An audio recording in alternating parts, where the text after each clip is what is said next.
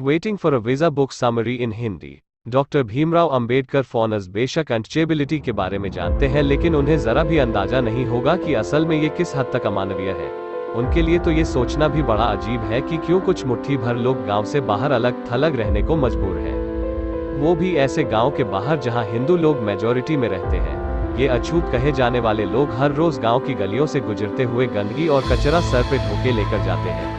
हिंदुओं के दरवाजे पर जाकर उनकी झूठन खाते हैं। हिंदू बनिया की दुकान से तेल मसाले खरीदते हैं तो वो उन्हें छुए बिना सामान देता है। पूरे गांव को अपना ही घर समझते हैं, फिर भी गांव की किसी चीज को छूने का उन्हें हक नहीं है। लोग इनकी परछाई से भी बचकर निकलते हैं। अगर ये किसी को गलती से भी छू ले तो वो आदमी इन्हें 10 गालियां देकर तुरंत नहाने चला जाता है। प्रॉब्लम ये है कि हिंदू अछूतों को कैसे ट्रीट करते हैं, ये कैसे बताया जाए, समझ नहीं आ रहा।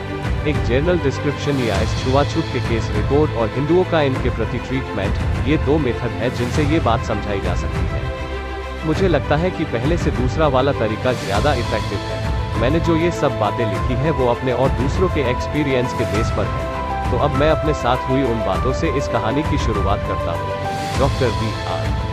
Ambedkar. Doctor B R. Ambedkar part 1 Koregaon की वो घटना जो बचपन में घटी थी, आज भी डराती है। A childhood journey to Koregaon becomes a nightmare। हमारी फैमिली असल में बॉम्बे प्रेसिडेंसी में रत्नागिरी डिस्ट्रिक्ट के दापोली तालुका से बिलोंग करती है। ईस्ट इंडिया कंपनी के शुरुआती दिनों में ही मेरे फोरफादर्स ने अपना पुश्तैनी काम छोड़कर कंपनी की आर्मी ज्वाइन कर ली। मेरे फादर भी फैमिली ट्रेडिशन को आगे बढ़ाते हुए कंपनी की आर्मी में भर्ती हुए। ईस्ट इंडिया कंपनी में रहते हुए वो ऑफिसर की रेंज तक पहुंचे और सूबेदार बनकर रिटायर हुए। रिटायरमेंट के बाद फादर हमें लेकर दापोली में चले आए, हमेशा के लिए वही सेटल होने के लिए। लेकिन फिर कुछ सोचकर उन्होंने अपना इरादा बदल दिया। हम लोग दापोली छोड़कर सतारा चले आए थे, जहां हम 1904 तक रहे थे। वो पहली घटना जहां तक मुझे याद आता है यहीं पर 1907 में घटी थी। जब हम सतारा में थे मेरी मदर की डेथ हो चुकी थी। मेरे फादर कोरेगांव, जो कि सतारा डिस्ट्रिक्ट के खताब तालुका में आता है, वहां पर कैशियर की नौकरी करते थे। इस जगह पर बॉम्बे गवर्नमेंट का टैंक खुदाई का काम चल रहा था ताकि वहां की गरीब जनता को कुछ काम मिल सके। उस इलाके में हजारों लोग भुखमरी से मर रहे हैं। कोरेगांव जाने से पहले फादर ने मुझे, मेरे बड़े भाई और मेरी मरी हुई बहन के दोनों बच्चों को हमारी एक रिश्ते की चाची और कुछ मेहरबान पड़ोसियों के भरोसे छोड़ा था। आंटी दिल की बहुत अच्छी थी, लेकिन उसका होना ना होना बराबर ही था। एक तो वो बौनी थी और दूसरा उसके पैरों में कोई बीमारी थी जिसके कारण वो ठीक से चल फिर नहीं पाती थी। कई बार तो हमें उसे उठाना पड़ता था। मेरी और भी बहनें थी, लेकिन सब शादीशुदा थी और अपने ससुराल वालों के साथ वहाँ से काफी दूर रहती। वैदिक युग का खाना। अब आंटी से तो कुछ काम नहीं होता था, इसलिए खाना पकाने की जिम्मेदारी भी हमारे सर। हम चारों बच्चे स्कूल जाते थे और अपना खाना भी खुद ही बनाते थे। रोटी बनाने में मुश्किल आती थी, इसलिए हम ज्यादातर पुलाव खाते थे, जो कि रोटी बनाने से इजी काम था। इसमें ज्यादा कुछ नहीं करना पड़ता है, बस चावलों के साथ मटन मिक्स करके पका लो। कैशियर होने के नाते फादर के लिए स्टेशन छोड़कर सतारा आना पॉसिबल नहीं था, इसलिए फादर ने हमें लेटर लिखा कि हम कोरेगांव आकर गर्मी की छुट्टी में उनके साथ रहें। कोरेगांव जाने की बात सुनकर हम बच्चे बड़े खुश हुए। स्पेशली उस वक्त तक हमने से किसी ने भी कभी ट्रेन नहीं देखी। हमने जोर शोर से जाने की तैयारी शुरू कर दी। इंग्लिश स्टाइल की नई शर्ट्स खरीदी गई, डिजाइन वाली कैप्स, नए शूज, सिल्क बॉर्डर की धोती। जाने से पहले हमने सब कुछ खरीदा। फादर ने हमें ट्रैवलिंग के बारे में सब कुछ समझा दिया और ये भी बोला कि डेट हम उन्हें पहले से इन्फॉर्म कर दें ताकि वो हमें लेने अपना पियोन भेज सके, जो हमें रेलवे स्टेशन से कोरेगांव लेकर जाएगा। इस प्रॉपर अरेंजमेंट करने के बाद मैं, मेरे बड़े भाई और मेरी सिस्टर के बेटे, हम तीनों कोरेगांव के लिए निकल गए। आंटी को हमने सतारा में ही छोड़ दिया और पड़ोसियों को उनकी देखभाल करने के लिए बोल दिया। रेलवे स्टेशन हमारे घर से कोई 10 मील दूर था। हमने स्टेशन जाने के लिए एक कामगार किया। हम लोग नए कपड़े पहनकर बैठे थे और कोरेगांव जाने के लिए बड़े एक्साइटेड थे। पीछे से हमारी आंटी का रोकर बुरा हाल था। हमसे दूर रहने की बात से ही उसकी आधी जान निकल गई। स्टेशन पहुंचकर मेरे भाई ने टिकट दी और मुझे और मेरी सिस्टर के बेटे को दो आने की पॉकेट मनी। ऐसे हाथ में आते ही हम नवाब हो गए। सबसे पहले तो हमें लेबनेट कहता है कि भारत में कुछ टाइम बाद ट्रेन की विसल बजी। हमें लगा कहीं हम छूट ना जाए, इसलिए जल्दी से हम ट्रेन में चढ़ गए। फादर ने हमें मसूर में उतरने को बोला था, जो कोरेगांव के सबसे पास वाला स्टेशन था। ट्रेन शाम के 5 बजे मसूर स्टेशन पर पहुंची। हम लोग अपना सामान लेकर ट्रेन से उतरे। हमारे साथ जो लोग उतरे थे सब अपने अपने रास्ते जा चुके थे।